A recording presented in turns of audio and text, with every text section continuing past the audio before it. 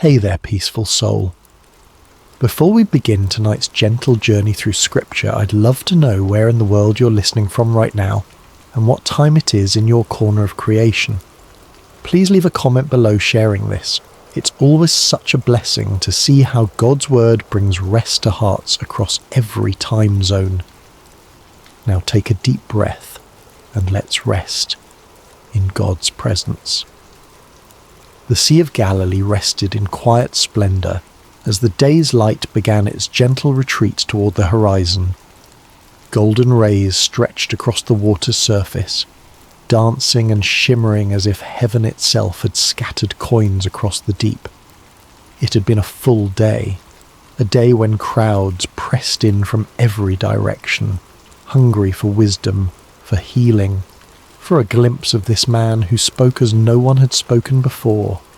Jesus had been teaching since morning, his voice carrying across the gathered multitudes. He spoke of seeds falling on different soils, of tiny mustard seeds growing into sheltering trees, of hidden treasures and precious pearls. The kingdom of heaven, he said, was like these things, sometimes hidden, always valuable, growing in ways the human eye might miss. His words were simple yet profound, accessible yet mysterious, and the crowds hung on every syllable. But even the Son of God wrapped in human flesh grew weary. As the sun began its descent, Jesus looked out at his disciples with eyes that held both exhaustion and purpose. "Let us go over to the other side," he said simply.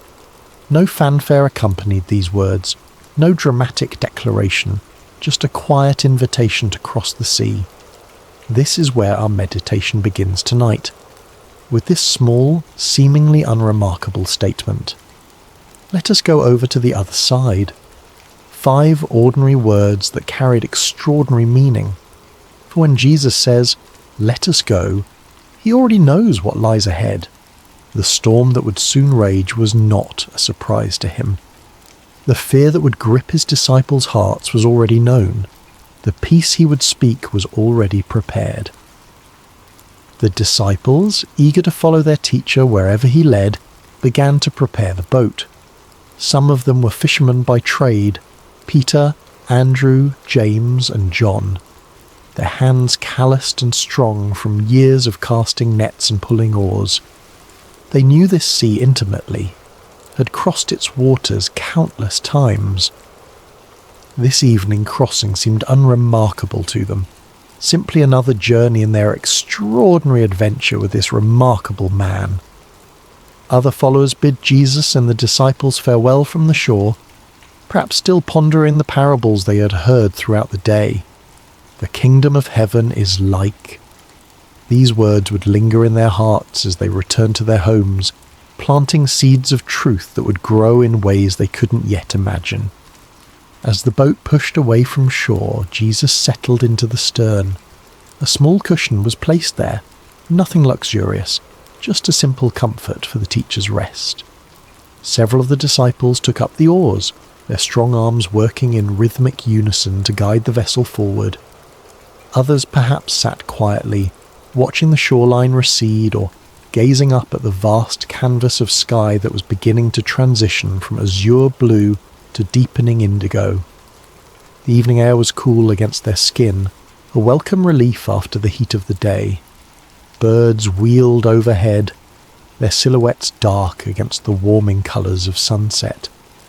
Fish occasionally broke the surface of the water, creating ripples that expanded outward in perfect circles. All seemed peaceful, all seemed well. Jesus, his body surrendering to weariness, closed his eyes. The gentle rocking of the boat, the quiet splash of water against its sides, the distant calls of birds, these formed a lullaby that invited rest. And so he slept, his head resting on the cushion, his breath falling into the deep, steady rhythm of slumber.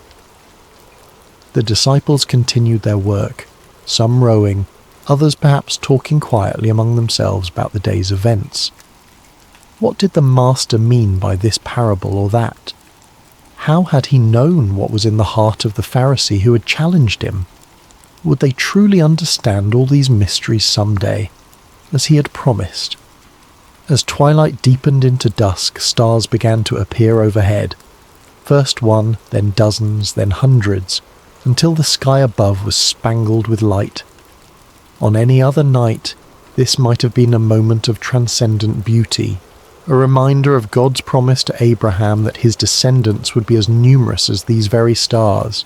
But those with experience on these waters noticed something concerning. The air had changed, becoming charged with an expectancy that seasoned fishermen recognized. A slight shift in the wind's direction, a subtle change in temperature, small signs that spoke volumes to those who knew how to read them. Peter exchanged glances with Andrew, then with James. No words were needed between men who had spent their lives on these waters. Something was coming. The sea, now growing restless beneath them, had secrets to tell. Yet Jesus slept on, his face peaceful in the gathering darkness. Did the disciples consider waking him then, when the first signs appeared? Did they debate among themselves whether to alert their teacher to the changing conditions? We don't know. Perhaps they chose to let him rest, confident in their own abilities to handle whatever came. Perhaps they thought the signs would come to nothing. As the boat continued its journey across the darkening waters, the shoreline they had left grew distant, a thin line of shadow against the night sky. Ahead lay their destination, the country of the Gerasenes, but it remained out of sight, beyond the curve of the horizon. They were in the middle space now, too far from where they had been to return quickly, not yet close enough to where they were going to find shelter. It is in these middle spaces of our lives that storms often find us. Not when we're safely harboured, not when we've reached our destination, but in the vulnerable in-between, in the waiting, in the journeying, in the not yet there. The disciples could not know what lay ahead, but Jesus did. His rest was not the ignorant sleep of one caught unaware, but the peaceful repose of one who knows the end from the beginning. In this, there is profound comfort for us tonight as we rest. Whatever journey we're on, whatever middle space we find ourselves in, Jesus knows. He has already seen what we have not yet encountered. As our minds begin to slow and our bodies relax into this moment of rest, let us picture ourselves in that boat. Feel the gentle rocking beneath you. Hear the quiet splash of water against wood. See the stars appearing one by one in the vast expanse above, and know that Jesus is there with you, perfectly at peace even as the first winds of change begin to stir. It began with a whisper, a subtle change in the rhythm of the night. The stars that had shone so brightly overhead began to disappear, one by one, as clouds moved across the sky like silent spectators gathering for some celestial event. The gentle lapping of water against the sides of the boat grew more insistent, less soothing.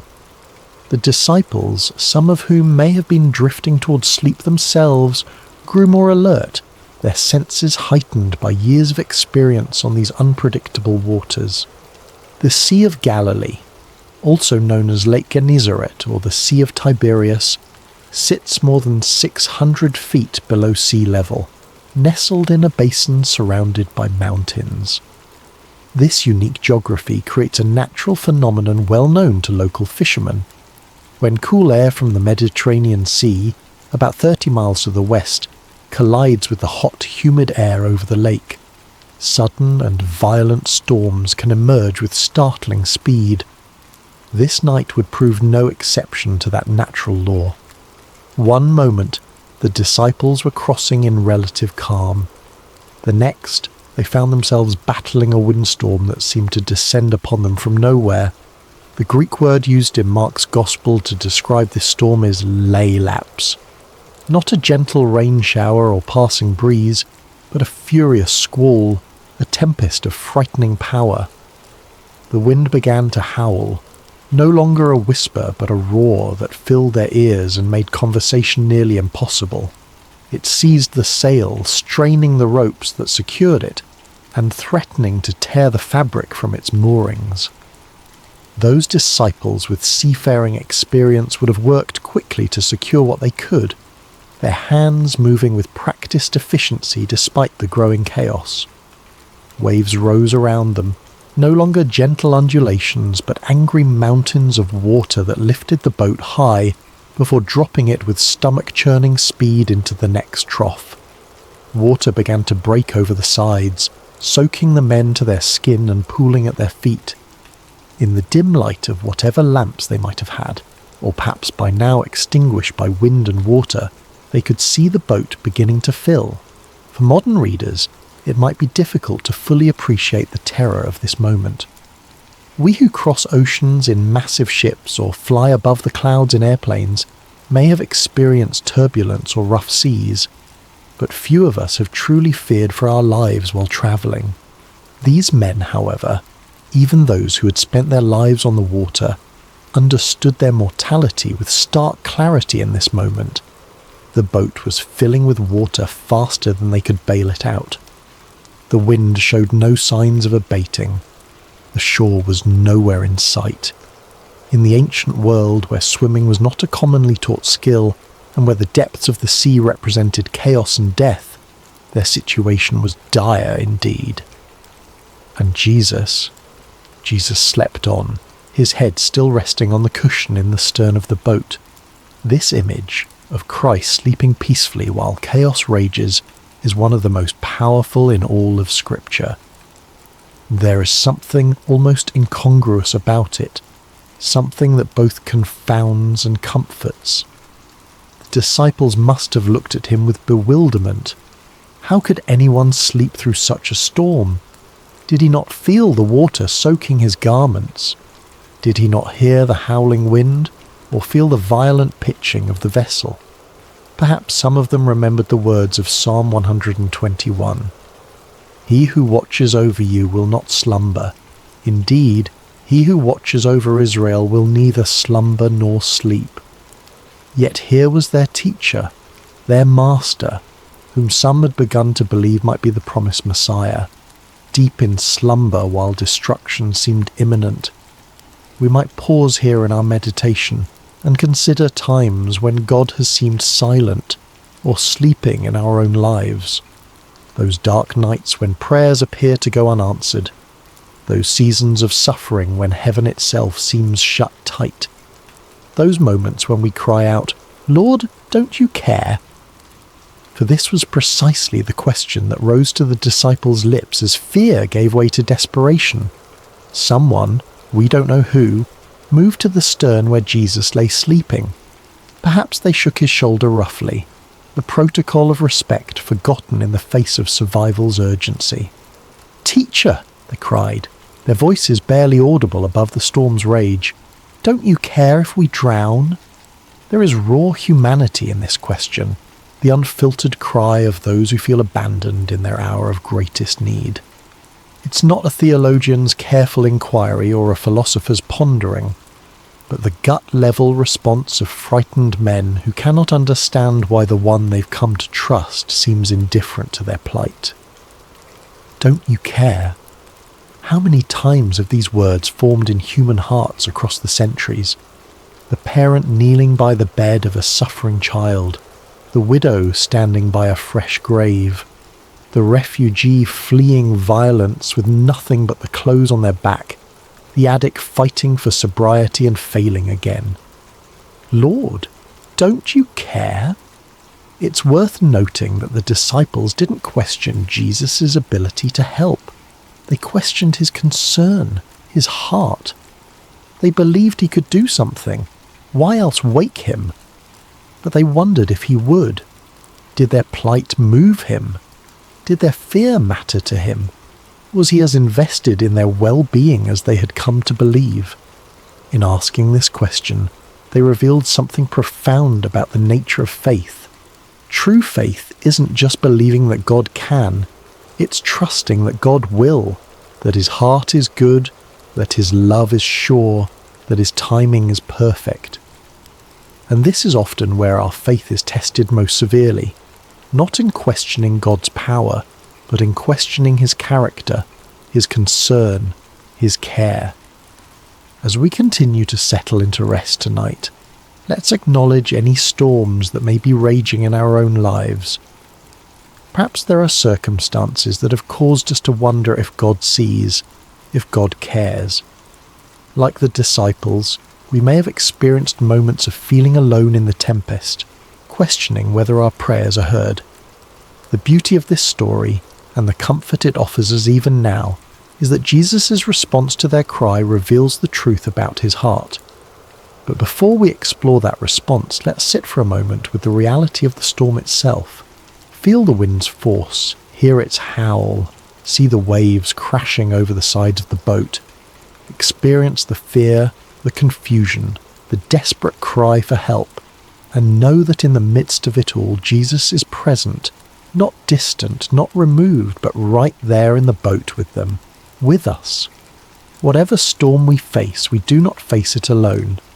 The Lord of all creation has chosen to journey with us, to be present with us in every turbulent moment and every threatening circumstance. As our breathing deepens and our bodies grow heavier with approaching sleep, let us find comfort in this reality. The presence of Jesus in our boat does not exempt us from storms, but it changes everything about how we experience them. He's here even when he appears to be sleeping. He hears even when he seems silent. And he will respond in his perfect time with his perfect power.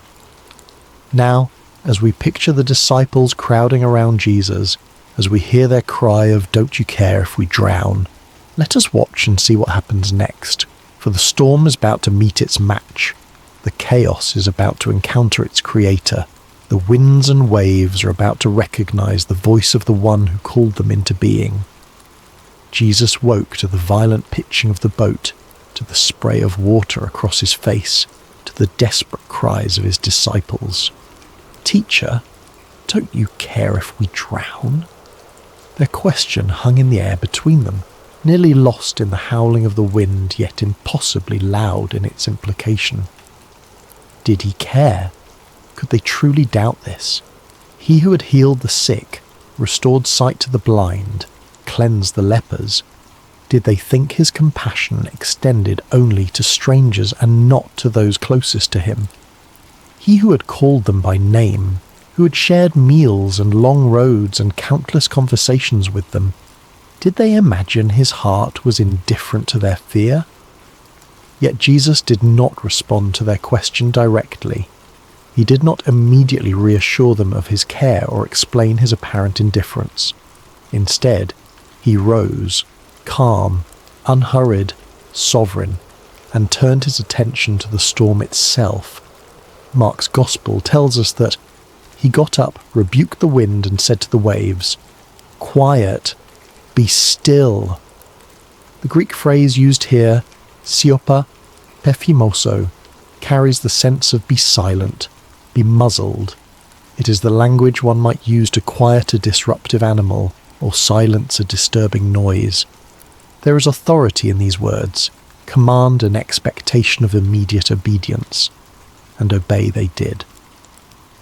The wind, which had been screaming across the water with destructive force, died away at once. The waves, which had been crashing over the sides of the boat and threatening to sink it, flattened into submission. The entire chaotic scene transformed in an instant from deadly peril to perfect calm. Imagine witnessing this moment. 1 second, you're fighting for your life against one of nature's most terrifying displays of power. The next, you're floating on a sea as smooth as glass under a clearing sky. The contrast would be disorienting, almost unbelievable. The silence following such tumult would ring in your ears. The stillness after such violent motion would leave you feeling strangely weightless. Only then, after demonstrating his authority over creation itself, did Jesus turn back to his disciples, and his words to them were not what they might have expected. No warm reassurance that yes, of course he cared, no gentle understanding of their fear, Instead, he asked them two pointed questions. Why are you so afraid? Do you still have no faith? These questions weren't meant to shame or condemn. Jesus was not expressing disappointment so much as issuing an invitation to examine the gap between what they professed to believe about him and how they responded when those beliefs were tested by circumstance. The first question, why are you so afraid, invites examination of the source of our fears. Fear often arises from a perception of threat coupled with a sense of powerlessness to address that threat. The disciples feared drowning because they perceived the storm's power and recognized their inability to control it. But Jesus was suggesting another perspective. When he is in our boat, the equation changes. The presence of the Creator fundamentally alters the balance of power in any situation. The second question, do you still have no faith, probes even deeper. These disciples had witnessed Jesus perform miracle after miracle. They had seen him heal diseases medicine couldn't touch. They had watched him cast out demons that had tormented their victims for years. They had even seen him challenge the religious authorities of their day with an authority that clearly came from above. Yet when the storm came, when their own lives were threatened, their faith faltered. They reverted to fear rather than resting in confidence that the God who had demonstrated his power in so many other circumstances remained just as powerful in their present crisis. This is a common human pattern, isn't it? We can intellectually believe in God's power and love.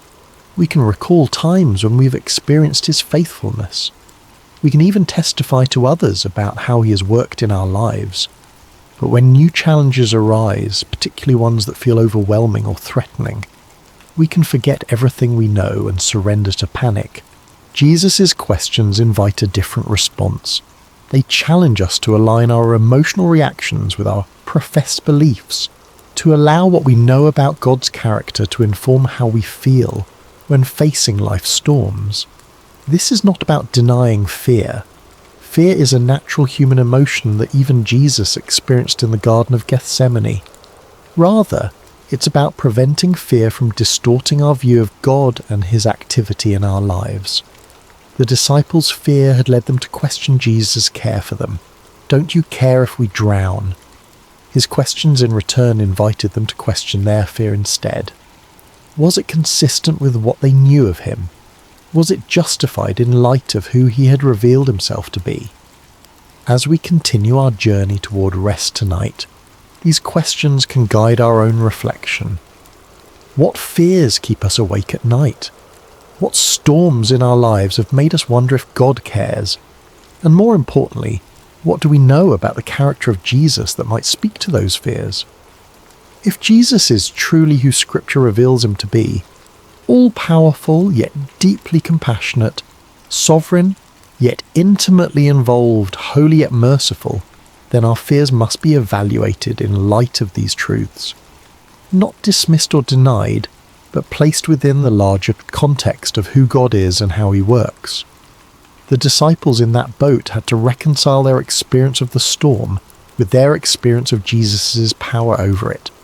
We too must reconcile our experience of life's challenges with our understanding of God's character and capabilities. This reconciliation doesn't happen once and for all.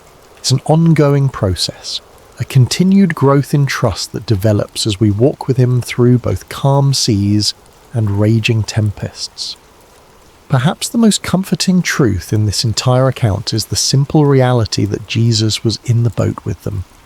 He had said, "Let us go over to the other side, you will," not "let me meet you on the other side," or to try to make it to the other side. When Jesus says, "let us go," he commits to the entire journey, not just the destination. Similarly, when Jesus calls us to follow him, he doesn't promise absence of storms. He doesn't guarantee that the path will be smooth or the journey comfortable. What he does promise is his presence with us in whatever we face. "I am with you always," he would later tell his followers, "to the very end of the age." This presence changes everything. It doesn't always change our circumstances, though sometimes, as in this story, it dramatically does. But it always changes the meaning of those circumstances and how we can respond to them. As we feel sleep drawing nearer, let us rest in this truth. Whatever storm we face, Jesus is in our boat, not as a passive passenger, but as the Lord of wind and wave, the one whose word can transform chaos into calm, the one whose presence transforms our fear into faith. The question Jesus asks, "Why are you so afraid?" isn't meant to dismiss our feelings, but to direct our focus toward the greater reality of his presence and power. The perfect love he embodies casts out fear, not by pretending the storm doesn't exist, but by reminding us that he exists within the storm with us, and that makes all the difference. In the aftermath of the storm's sudden cessation, a profound silence settled over the Sea of Galilee. The only sounds remaining might have been the gentle lapping of now calm waters against the boat's hull, the dripping of seawater from soaked clothing and hair, and perhaps the still rapid breathing of men whose hearts had not yet caught up with the dramatic change in their circumstances. The contrast could not have been more stark. Moments before, chaos had reigned, wind howling, waves crashing, men shouting in fear. Now, perfect stillness surrounded them.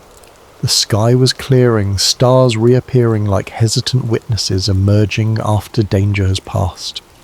The sea, which had threatened to claim their lives, now cradled their boat with gentle care.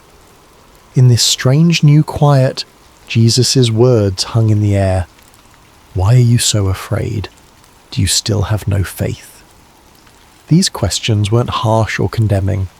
They were asked by the same voice that had just commanded the elements and been instantly obeyed.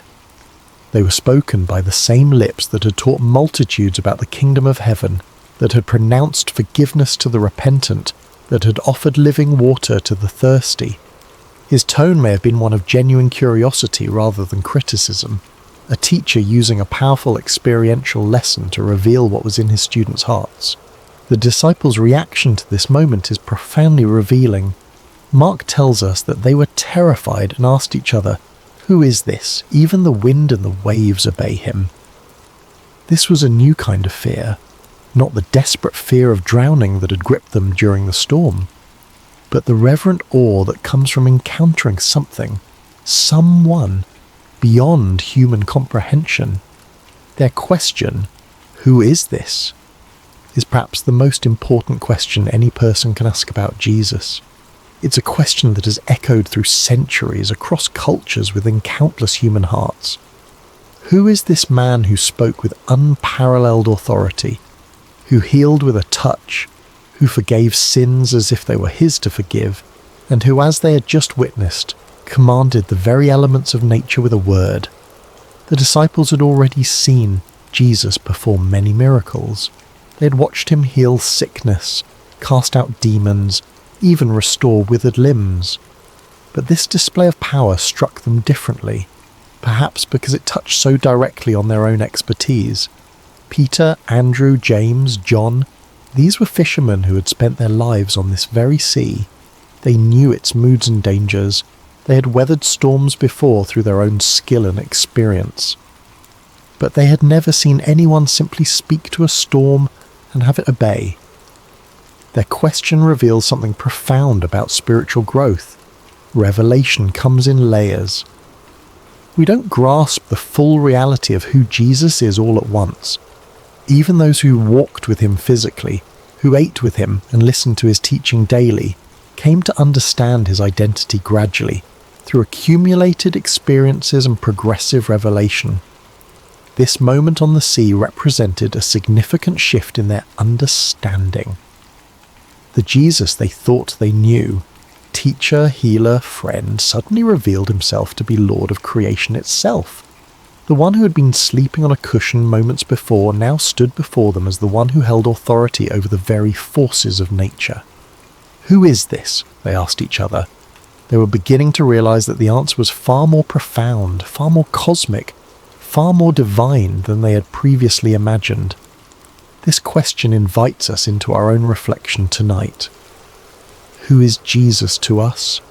Is he simply a wise teacher whose moral guidance we appreciate? A historical figure who founded a religion? A comforting presence when life gets difficult? Or is he the sovereign Lord of all creation, whose authority extends over every aspect of our existence, from the largest cosmic forces to the smallest details of our daily lives? Our answer to this question shapes everything about our faith journey. If Jesus is merely a good teacher, then his words are suggestions we can take or leave. If he is simply a historical religious figure, then his relevance to our modern lives may be limited. But if he is who he claimed to be, the Son of God, one with the Father, the Word made flesh, then every word he spoke carries divine authority. Every promise he made is utterly trustworthy, and every command he gave deserves our complete obedience. The disciples in that boat were confronting this reality in a visceral, immediate way. That Jesus they thought they knew had just done something only God could do. The Psalms describe God as the One who stilled the roaring of the seas, the roaring of their waves. Psalm 65:7, and the one who stilled the storm to a whisper, the waves of the sea were hushed. Psalm 107:29. Now they had seen Jesus do exactly this, with their own eyes in their own boat, in response to their own cry for help. Their question, "Who is this?" was not merely rhetorical. It reflected genuine wrestling with an expanding understanding of Jesus' identity. And this wrestling is an essential part of authentic faith. God does not expect us to have perfect theological understanding from the beginning of our journey with him. He reveals himself to us gradually, meeting us where we are and gently expanding our capacity to know him as he truly is. For the disciples, this storm became a classroom, a place where their understanding of Jesus grew deeper and wider. Similarly, the storms of our lives often become the context in which we come to know God more truly. It's relatively easy to affirm God's goodness when life is calm and comfortable. It's when the winds howl and the waves threaten that our true understanding of his character is both revealed and refined. As we continue our journey towards sleep tonight, let's allow this holy question to linger in our minds. Who is this Jesus? Not as an abstract theological inquiry, but as a personal exploration of relationship. Who is he to me? What have I seen him do in my life? How has my understanding of him grown through seasons of both calm and storm? The beauty of this story is that it invites us to know Jesus more fully, not just as a distant miracle worker, but as the one who journeys with us through every circumstance of life. He is in our boat. He may sometimes appear to be sleeping, but he is never absent, never unaware, never unconcerned. And when he speaks, whether to rebuke a storm or to question our fear, his words carry the authority of the one who created all things and holds all things together. The wind and waves recognize his voice, because they came into being through that same voice. All things were created through him and for him, Paul would later write to the Colossians. He is before all things, and in him all things hold together. Colossians 1:16-15. This is the Jesus who accompanies us through every storm. This is the one who has promised never to leave us or forsake us. This is the Lord who may ask us, as he asked his first disciples, "Why are you so afraid?" Not to shame us for our fear, but to invite us into deeper trust based on deeper knowledge of who he truly is. As our bodies grow heavier with approaching sleep, as our thoughts begin to slow and quiet, let us rest in this profound truth. The one who commands the wind and waves is with us. And if even the storm obeys his voice, how much more can we trust him with the circumstances of our lives, with the fears that sometimes keep us awake, with the future that remains unknown to us but is fully known to him? In this trust, we find not just theological truth, but practical peace, the kind of peace that allows us to rest even when circumstances remain uncertain. Jesus didn't promise his disciples a storm-free journey. He promised them his presence through whatever storms might come. He offers us the same today. Who is this?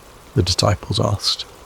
The answer to that question continues to unfold for all who choose to journey with him, not in abstract propositions, but in lived experience, in daily walking with the one whose authority extends over every realm and whose love reaches into every heart that opens to receive him. As the boat continued its journey across the now peaceful sea, the disciples must have fallen into a contemplative silence. The question they had asked each other, "Who is this? Even the wind and the waves obey him," would linger in their hearts and minds for days, weeks, perhaps even years to come. Each time they recalled this night, this storm, this miracle, their understanding of Jesus would deepen a little more. This is often how spiritual growth unfolds for us as well. Not primarily through intellectual study, though that has its place, but through lived experiences that reveal God's character and power in ways that transform our understanding. Head knowledge becomes heart knowledge when we see God act in response to our deepest needs and most desperate prayers. The disciples were beginning to grasp something profound. Jesus was not merely with them, he was over all things. His presence in their boat didn't just mean companionship, it meant protection, provision, and peace that transcended circumstances. Even when he appeared to be sleeping, his sovereignty remained active and absolute. As the first light of dawn began to brighten the eastern sky, they could see their destination approaching, the region of the Gerasenes on the opposite shore of the lake. Jesus had said, "Let us go over to the other side," and despite all that had transpired during the night, they were indeed arriving exactly where he had intended to take them. This small detail carries significant comfort. When Jesus sets a destination, he ensures arrival. The storm, powerful as it was, had not prevented the fulfillment of his stated purpose. It had threatened, certainly. It had frightened the disciples badly. But in the end, it had simply become another opportunity for Jesus to reveal more of himself to those who followed him. This pattern appears throughout Scripture and throughout the lives of those who walk with God. What appears to be a detour or a disaster often becomes the very context in which God manifests his glory most clearly. The storm on the sea, the fiery furnace, the lion's den, the prison cell. In Scripture, these became stages for divine revelation, not obstacles to divine purpose. As we prepare to drift into sleep tonight, there is profound rest available in this reality. Whatever storms we face, they do not take Jesus by surprise. Whatever fears arise within us, they do not diminish his power. Whatever threatens to overwhelm us, it cannot overrule his sovereign declaration over our lives. If Jesus has said to us, in any area of our lives, "Let us go to the other side," then we can rest assured that no storm, internal or external, can prevent us from reaching the destination he has established. The journey may include unexpected turbulence. We may experience moments of genuine fear, but the presence of Jesus in our boat, in our lives, our circumstances, our hearts, guarantees safe passage. This doesn't mean we won't get wet, doesn't mean the journey will always feel comfortable or proceed according to our preferred timeline. The disciples in that boat experienced genuine terror before they witnessed miraculous calm. They got soaked to the skin. They may have lost cargo overboard. The boat likely required bailing out and repairs afterward, but they made it to the other side because Jesus had declared that this would be so, and in the process, they came to know him more deeply than they had before. The storm became not an obstacle to their progress, but a vehicle for their spiritual growth. As we reflect on this story one final time tonight, let's consider 3 enduring comforts it offers to all who journey with Jesus. First, Jesus is present in every storm. He may not manifest his power immediately or in the ways we expect, but he's never absent from our struggles. The psalmist wrote, "God is our refuge and strength, an ever-present help in trouble. Therefore we will not fear, Though the earth give way and the mountains fall into the heart of the sea, though its waters roar and foam, and the mountains quake with their surging. Psalm 46, 1-3. This presence is not just comforting, it is transformative. It changes how we experience our circumstances, even when it doesn't immediately change the circumstances themselves. Second, Jesus' timing is perfect. He allowed the storm to rage for a time before calming it, not because he was indifferent to the disciples' fear, but because the experience would deepen their understanding and strengthen their faith. Similarly, when he seems silent or inactive in our lives, it is never due to indifference. His timing takes into account purposes and perspectives that extend far beyond our immediate comfort, encompassing our long-term growth and God's eternal glory. Third, Jesus' authority is absolute. When he spoke to the wind and waves, they had no choice but to obey. The same voice that said, "Let there be light" at creation, now said, "Be still" to the storm, with the same creative authority and the same immediate result. This ultimate authority means that nothing we face, no circumstance, no enemy, no fear, no failure, is beyond his power to redeem, restore, or transform according to his perfect will. These truths don't eliminate life's storms, but they fundamentally change how we experience them. They allow us to sleep, literally and figuratively, in the sovereignty of the one who has promised to bring us safely to the other side. As your body relaxes more deeply now, as your breathing slows and your thoughts begin to drift, imagine yourself in that boat after the storm has ceased. Feel the gentle rocking of the vessel on calm waters. See the stars reflected on the surface like scattered diamonds. Hear the quiet lapping of small waves against the wooden hull. And most importantly, know that Jesus is there with you, awake, aware, almighty. The night is passing. Dawn approaches. The shore draws nearer with each moment.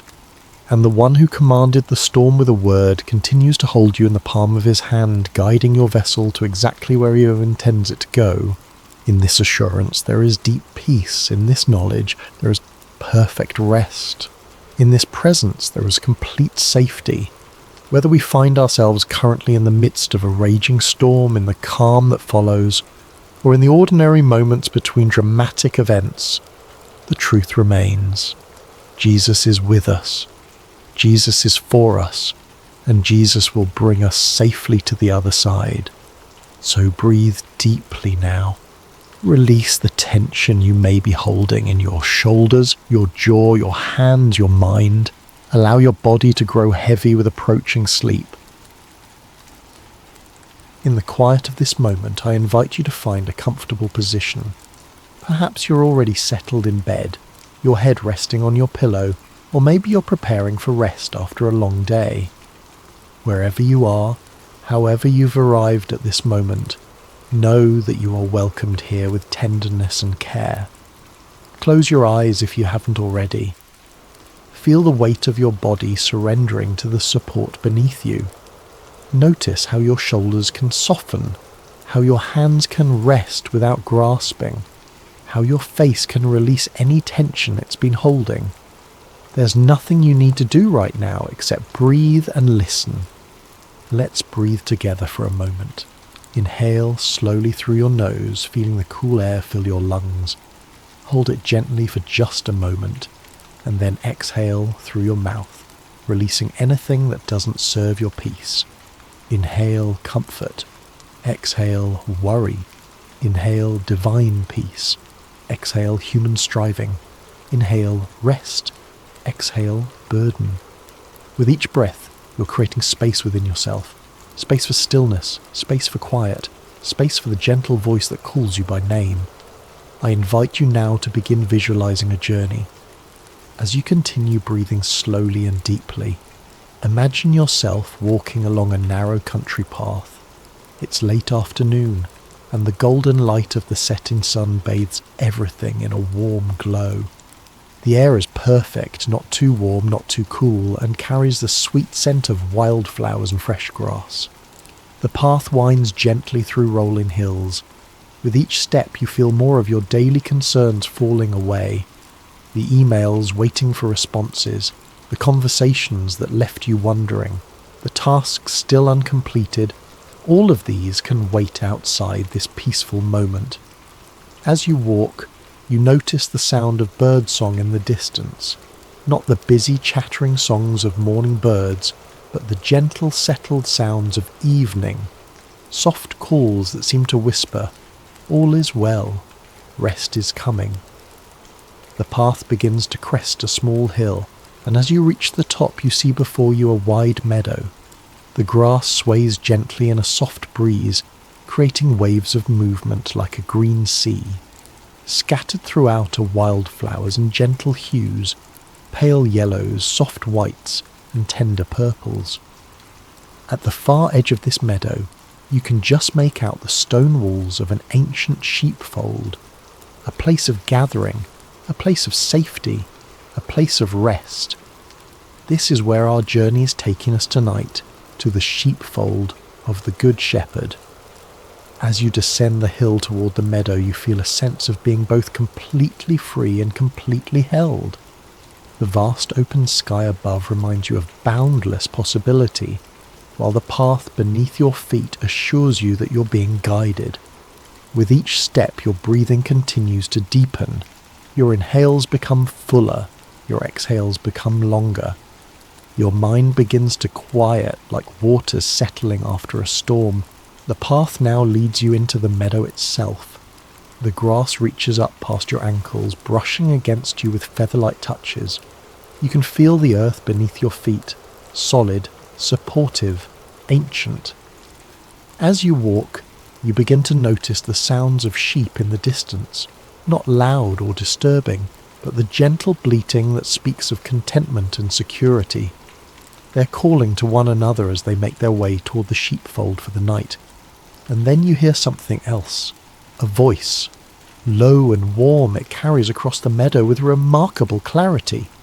It's not calling to you, not yet, but to the sheep. And you notice how they respond, turning their heads, adjusting their path, moving with purpose toward the voice. This is the voice of the shepherd, calling his sheep to evening rest. Each one knows this voice intimately. Each one trusts this voice implicitly. Each one follows this voice instinctively. As you continue your walk through the meadow, drawn toward the sheepfold just as the sheep are drawn, you begin to feel a sense of recognition stirring within you. Something about this voice awakens a deep memory, not from yesterday or last year, but from the very foundation of your being. It's as if your soul remembers this voice from before time began. The path begins to widen as you near the sheepfold. The stone walls become clearer now, smooth, weathered stones carefully placed one upon another by hands that understood the importance of creating sanctuary. These walls have stood through countless seasons, through rain and wind and snow and sun, remaining steadfast in their purpose, to protect, to shelter, to create a space of safety. As you draw nearer, you see the entrance to the sheepfold, a simple opening in the wall. There is no gate of wood or metal, for in this place, in this story, the shepherd himself serves as the gate. Nothing enters that is not first approved by him. Nothing threatens that is not first faced by him. The voice continues to call, naming each sheep individually, knowing each one's unique needs, tendencies, and nature. And as the sun begins to sink lower in the sky, casting long golden shadows across the meadow, you find yourself at the entrance to the sheepfold, ready to cross the threshold into deeper rest. As you stand at the entrance to the sheepfold, you pause to take in its simple beauty. The circular stone walls rise about 4 feet high, tall enough to keep the sheep secure, yet low enough that the shepherd can see over them to watch for any approach of danger. The stones themselves seem to hold stories, their surfaces marked by time and weather, yet their arrangement remains sturdy and true. The ground inside the sheepfold has been softened by the passage of countless sheep over many years. What might once have been rocky earth has become a cushioned, almost velvety surface, perfect for rest. In some areas, particularly along the inside edge of the wall, tufts of soft grass have grown, creating natural pillows for weary heads. You notice that while the day remains warm, there is a coolness gathered in the shadows of the walls, a reminder that night approaches and with it the deeper rest that darkness brings. The air here carries a different quality. Sheltered from the breeze that moves across the open meadow, it feels somehow more concentrated, more present. As you step inside, crossing the threshold where the shepherd stands watch, you feel a subtle shift in your awareness. The sounds of the wider world seem to soften. The concerns that normally occupy your thoughts recede further. Here, within these ancient walls, existence becomes simpler. There is no need to navigate complex decisions or manage difficult relationships. There is only the present moment, the approaching night, and the protective presence of the shepherd. You find a place to sit against the wall where the last rays of sunlight still warm the stones. From here, you can watch as the sheep continue to arrive, each responding to its name when called, each receiving a gentle touch from the shepherd as it passes by him into the fold. This is how it has been done for thousands of years in the hill country. This ancient rhythm of call and response, of leaving the wide pastures for the secure fold, of trusting the one who leads and protects. Nothing about this scene would look unfamiliar to someone from centuries past. The relationship between shepherd and sheep transcends time, speaking to something essential about care and trust. In ancient times, you remember hearing, shepherds would often combine their flocks during the day, allowing the sheep to graze together in larger numbers. But when evening came, each shepherd would call only to his own sheep, using distinctive sounds or words that only his flock recognized. Remarkably, the sheep would separate themselves, following only the voice they knew, never confused by the calls of other shepherds. As you observe this evening gathering, you notice the care with which the shepherd examines each sheep as it enters. His hands move gently over wool and skin, checking for injuries or thorns that might have been gathered during the day's wandering. For one sheep, he removes a small burr caught in the thick wool. For another, he applies a soothing balm to a minor scrape. No need goes unnoticed, no discomfort goes untended. The sheep themselves seem to welcome this attention. Though some are clearly tired from the day's grazing, they pause willingly for the shepherd's examination. There is trust in their stillness, contentment in their patience. They know these hands, they know this voice, they know they are cared for individually, specifically, attentively.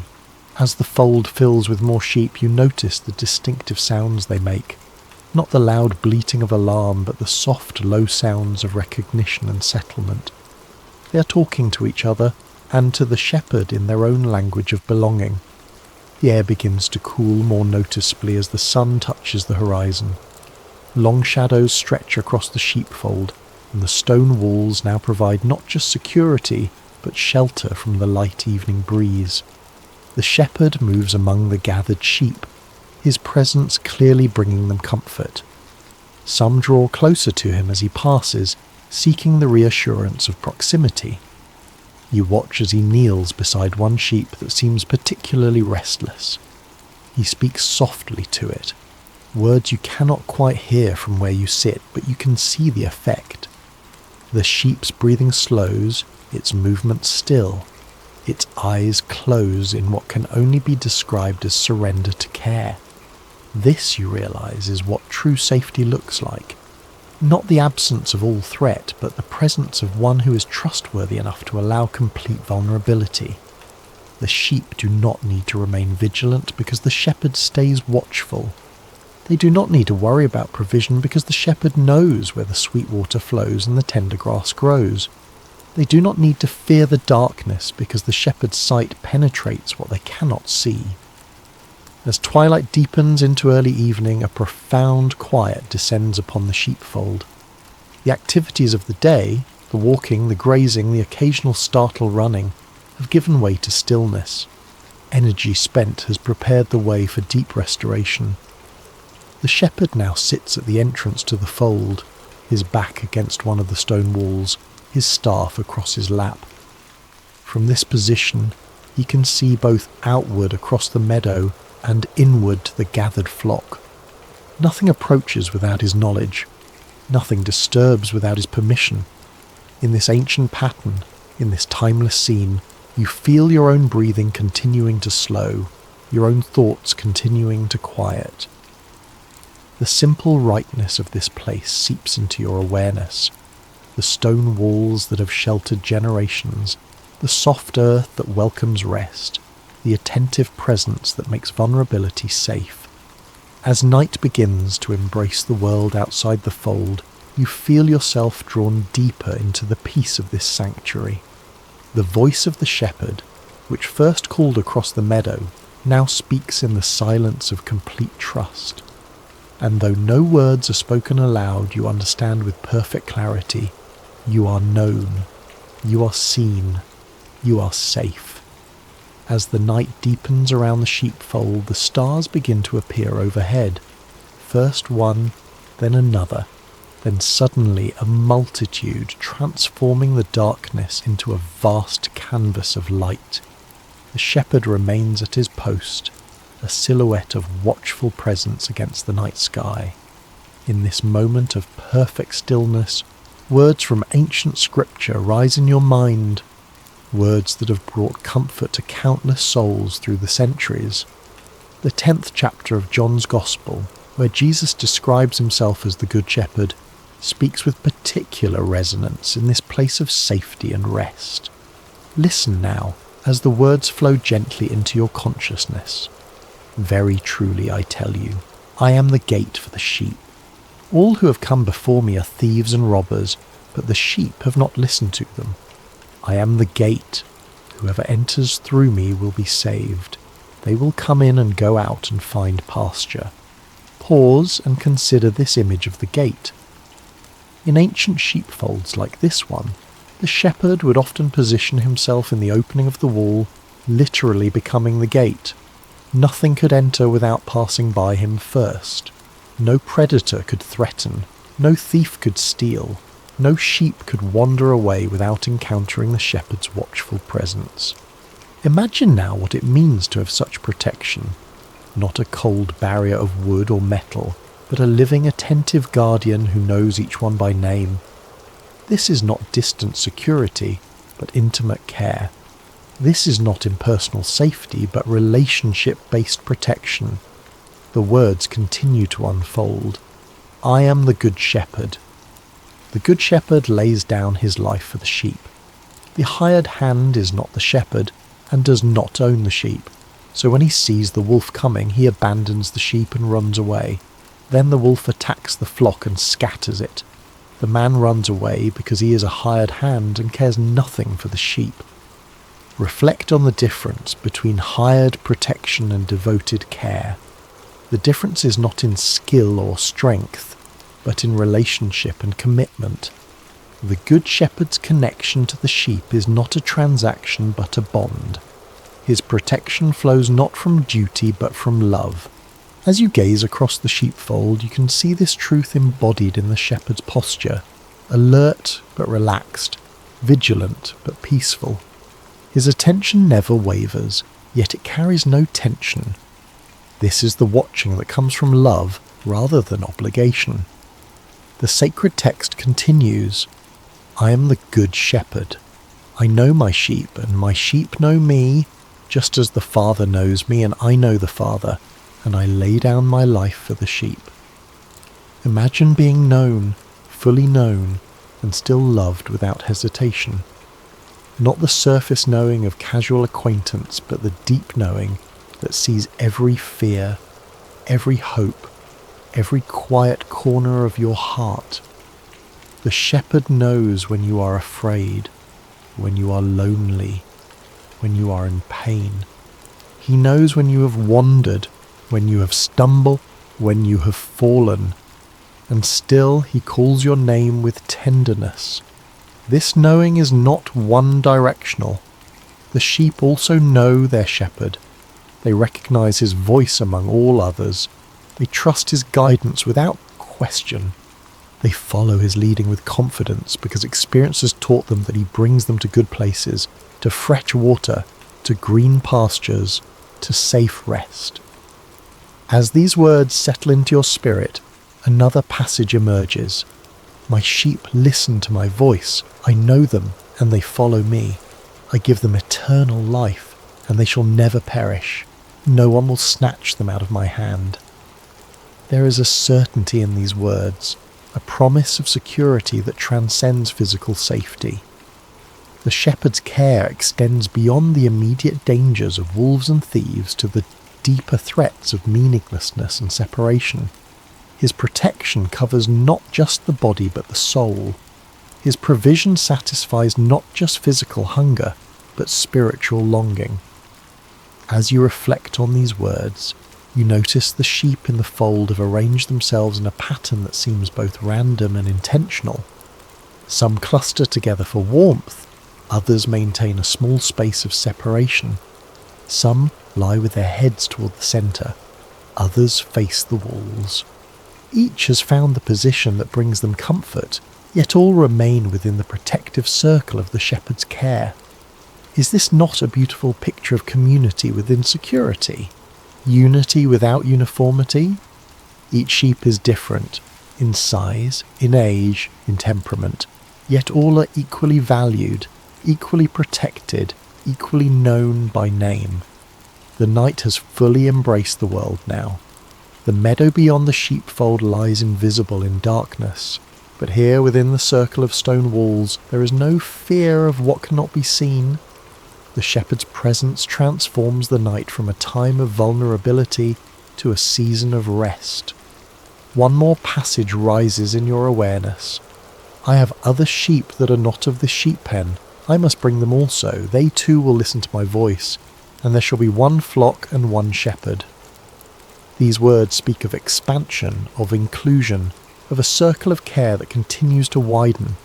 The shepherd's heart is not limited to those already gathered, but extends to those still wandering, still searching, still unsure of where they belong. As you let these ancient words settle deeply into your consciousness, you notice that the rhythm of your breathing is synchronized with the gentle rise and fall of the sleeping sheep around you.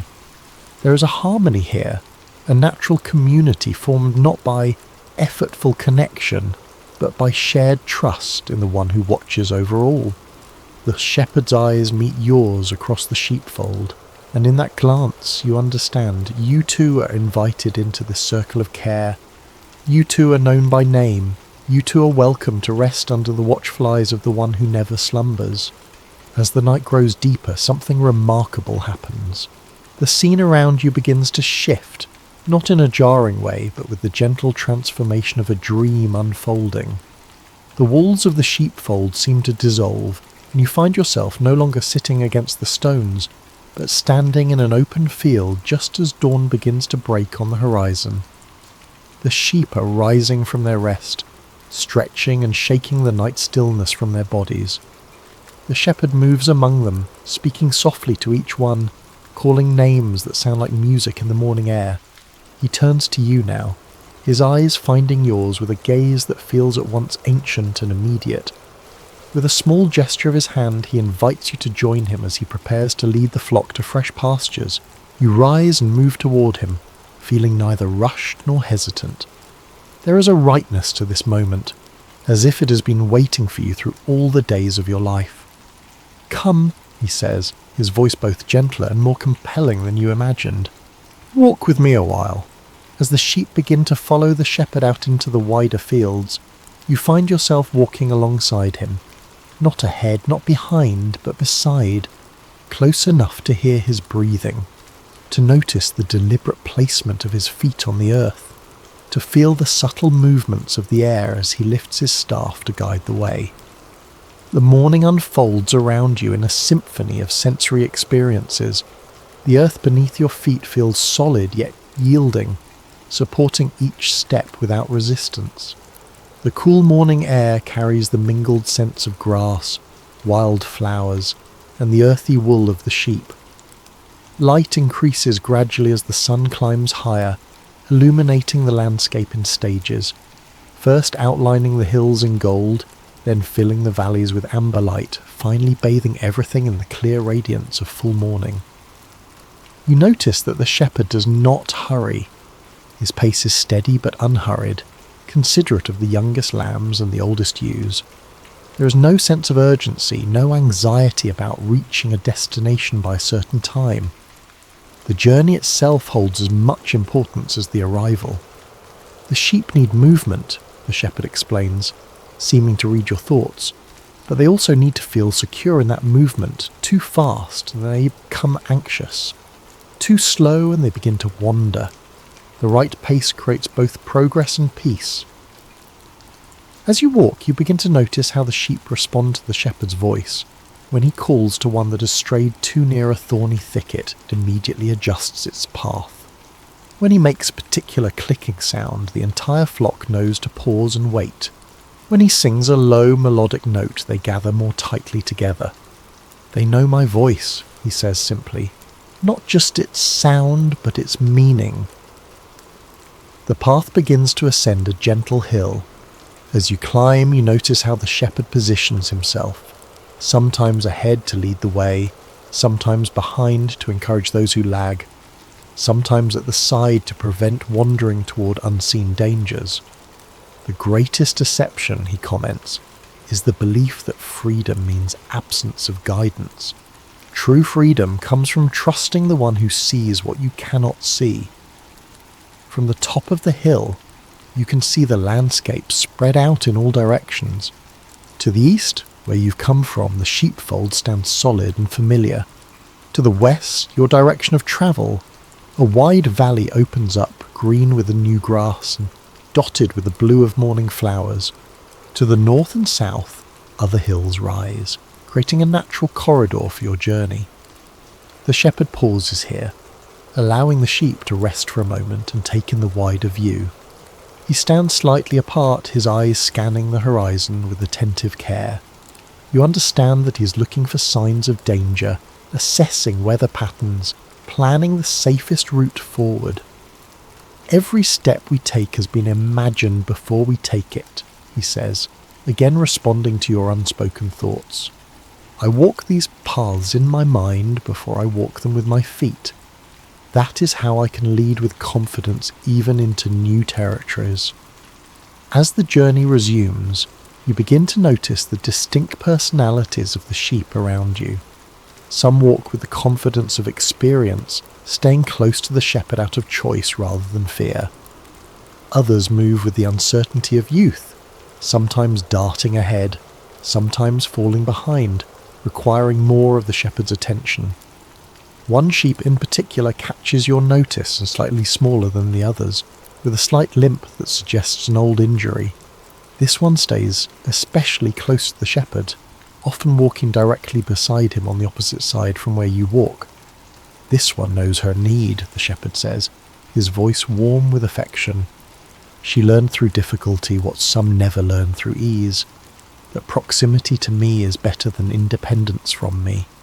The sun is higher now, warming the air and bringing out the sweet scent of the crushed grass beneath your feet. The path descends into the valley, where a small stream cuts through the field, creating a natural stopping place. The sheep move eagerly toward the water, their thirst evident in their quickened pace. The shepherd guides them to the calmest part of the stream, where the water flows gently and the banks slope gradually. Here the sheep can drink without danger, refreshing themselves in the clear water. You kneel beside the stream yourself, cupping your hands to bring the cool water to your lips. It tastes sweeter than any water you've known before, clean and life-giving. Rest here a while, the shepherd says, settling himself on a smooth rock nearby. The journey continues, but never without restoration along the way. As you sit by the stream, watching the sheep drink and then begin to graze on the lush grass that grows along the banks, you feel a profound sense of being exactly where you are meant to be. There is no striving in this moment, no anxiety about what comes next, no regret about what came before. There is only the present reality of being on the path with the shepherd, moving at his pace, resting at his direction, continuing under his care. The soft sound of the stream, the gentle movements of the grazing sheep, the watchful presence of the shepherd, all combine to create a sense of security so deep that you feel your entire being relaxing into it. This is what it means to be truly led, truly guided, truly known. As the sun reaches its zenith, bathing the valley in golden light, you close your eyes for a moment, allowing the warmth to wash over you. In this perfect stillness, you hear the shepherd's voice once more, not speaking to the sheep now, but to you. The path continues beyond what you can see, but do not be anxious about what lies ahead. I have walked it already. I know every turn, every hill, every valley, and I will never lead you anywhere that I have not prepared for you. As the afternoon light begins to soften, casting longer shadows across the valley, you open your eyes to find the shepherd standing before you, his hand extended in invitation. "Come," he says simply. "There is something I want to show you before the day ends." You rise and follow him, noticing that the sheep have settled into a gentle rhythm of grazing. They seem content to remain in this lush valley for now, secure in the knowledge that the shepherd remains near. He leads you to a small rise overlooking the stream, where a single tree offers dappled shade. Its branches spread wide, creating a natural canopy that filters the sunlight into patterns of gold and shadow on the ground below. "Sit with me here," he says, settling himself against the trunk of the tree. As you join him in the shade, you realize you can see the entire flock from this vantage point. Every sheep is visible, from the confident leaders to the hesitant followers, from the strong to the vulnerable. The shepherd's gaze moves over them with attentive care, missing nothing. "Do you see how they graze without fear?" he asks. "They do not worry about predators or storms or scarcity. They have learned through experience that I provide what they need. I protect them from what would harm them. I guide them to places of abundance." You watch as the sheep move slowly through the grass, stopping to eat, occasionally looking up to confirm the shepherd's presence, then returning to their grazing with peaceful assurance. "This is the gift I offer," the shepherd continues, "not the absence of all danger, but the presence of constant care, not the elimination of all difficulty, but the assurance of never facing it alone. Particularly small lamb catches your attention. It must be one of the newest born to the flock. It stays close to its mother, occasionally frolicking in short bursts of energy before returning to her side. Its wool is especially white, almost luminous in the afternoon light. The youngest ones," the shepherd observes, following your gaze, "sometimes need to be carried. When the path grows steep or the day grows long, I lift them into my arms and bear their weight. They learn trust through being held." You consider this, the image of the strong shepherd carrying the vulnerable lamb, not with impatience at its weakness, but with tenderness for its need. "Do you know," he asks, turning to look directly at you, "that I would leave the 99 to find the one? If a single sheep wanders away, becomes lost, falls into danger, I go after it, not because it is more valuable than the others, but because each one is irreplaceable to me. Each one is known by name. Each one matters uniquely." The depth of commitment in his voice moves you deeply. This is not the impersonal care of a distant guardian, but the passionate attention of one who loves specifically, individually, completely. "The good shepherd," he continues, "lays down his life for the sheep, not because the sheep have earned such sacrifice, but because the shepherd's love makes them worth any cost." As he speaks these words, the light shifts, taking on the golden quality of late afternoon. The air grows still, as if the world itself is listening to this truth. Many voices will call to you, the shepherd says softly. Some offering easier paths, some promising quicker rewards, some threatening what will happen if you don't follow them. But remember, my sheep know my voice. They recognize it among all others because they have spent time listening, because they have experienced its reliability, because they have found that following it always leads to life. He reaches out and places his hand on your shoulder, the weight of it both grounding and reassuring. You are not alone in the fields of this world, he says. Even when you cannot see me, I am watching. Even when you cannot hear me clearly, I am speaking.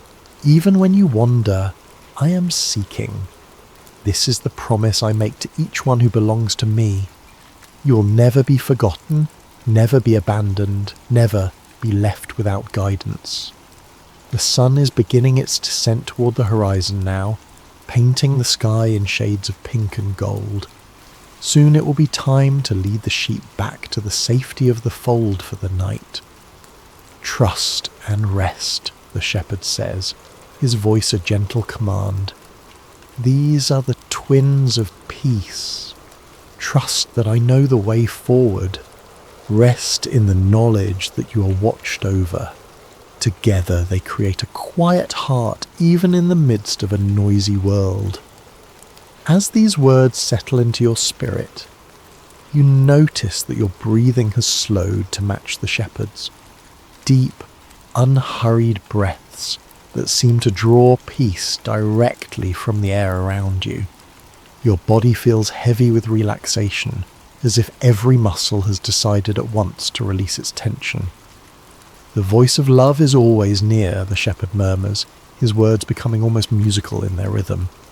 Calling you by name, inviting you to follow, promising presence through every valley and on every mountain top. The sheep are beginning to gather more closely now, sensing the approaching evening. Their movements become slower, their grazing more intermittent. They are preparing for the journey back to the fold. Step by step, you are led to peace, the shepherd continues, his voice growing softer, not in great leaps or sudden flights, but in the patient unfolding of a path walked in trust. Each day has its portion of guidance, each moment carries its own light. He rises now, stretching his arms wide as if to embrace the entire flock at once. The setting sun behind him creates a halo effect, illuminating his outline with golden light. It is time to return to the fold, he says, extending his hand to help you rise. The day's journey concludes, but the care never ends. Through the night I watch, through the darkness I guard. When morning comes again, we continue the path together. As you stand, you feel a profound sense of renewal, as if the simple act of walking with the shepherd, listening to his voice, observing his care for the sheep has restored something essential within you. The worries that had weighed on your mind seem distant now, replaced by a calm certainty that you are known, you are valued, you are guided. The shepherd lifts his voice in a distinctive call that immediately draws the attention of every sheep. They respond with remarkable unity, moving toward him from all directions, gathering into a more cohesive group for the journey home. This is how it has always been, he explains as you begin to walk beside him, the flock following behind. The sheep scattered in feeding, gathered in travelling, diverse in their individual needs, united in their common trust, each one unique, yet part of a greater whole. The path back to the sheepfold seems somehow shorter than the journey out, as if the familiarity of returning home compresses distance itself. The evening light casts long shadows ahead of you, leading the way toward rest. You're safe, the shepherd says, his voice now barely above a whisper. You're loved. You're guided. These words repeat like a gentle refrain as you walk, matching the rhythm of your steps, synchronizing with your heartbeat. They are not just sounds but promises, not just comfort but truth. They sink deeply into your consciousness, creating a foundation of peace that feels both new and somehow always known. As the sheepfold comes into view, its stone walls glowing with the last light of day, you feel a sense of completion. Not the end of a glory, but the closing of a circle that will open again with the dawn. The shepherd leads the flock through the entrance, counting each one, greeting each by name, ensuring that all who went out have returned safely. When the last sheep has entered the fold, the shepherd takes his place at the gateway, his staff across his knees, his gaze moving between the gathered flock and the darkening landscape beyond. He is the living gate, the constant guardian, the embodiment of care that does not slumber or sleep. Rest now, he says to you, his eyes holding yours with gentle intensity. The shepherd knows your name. The shepherd calls you to rest. The voice of love is always near. As night embraces the world once more, as stars begin to appear in the darkening sky, you feel yourself surrounded by perfect peace, held in the care of the one who calls you by name, who leads you beside still waters, who restores your soul. In this sanctuary of trust, sleep comes not as escape but as gift, not as absence but as presence in the watchful love of the Good Shepherd. Thank you for joining me on this peaceful journey with the Good Shepherd. If these words have brought you comfort tonight, please consider subscribing to Sacred Rest for more scripture-inspired sleep stories.